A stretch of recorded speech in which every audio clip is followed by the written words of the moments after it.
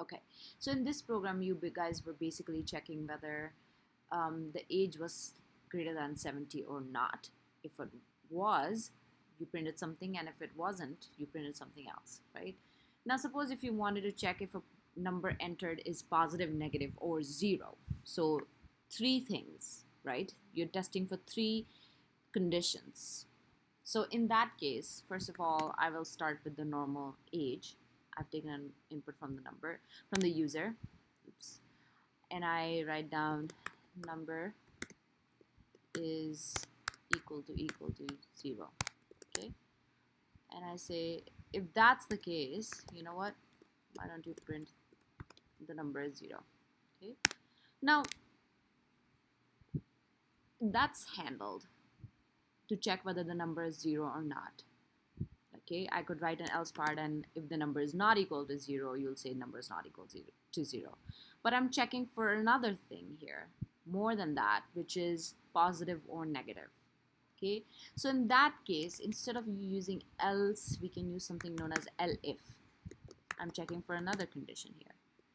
Greater than 0, print number is positive. Okay, and I can write another elif. I can write down number is less than 0, and I write down print negative. So basically what this does is it says, it tries to evaluate first this, and it's like, oh, that's false, it goes to this, and if this is false, it will come to this.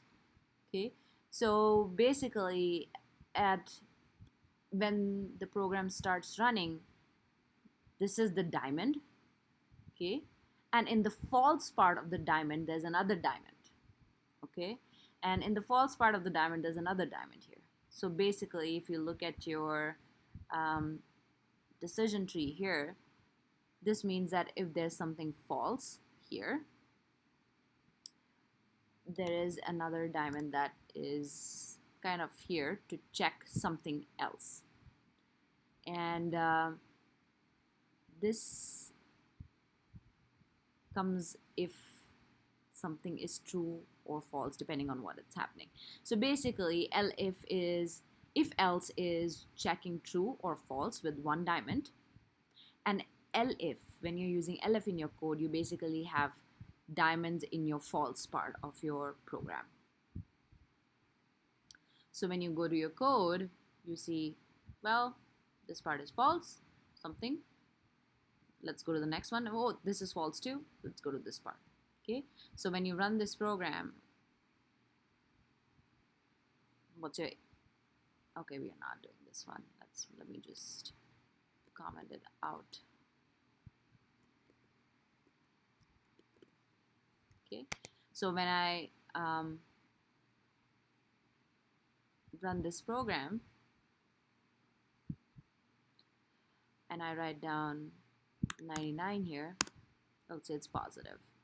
Okay, it checks number is not equal to 0, false, number is greater than 0, boom, this one is accepted. Okay, and suppose if I run this program again, sorry, my internet's bad, minus 99,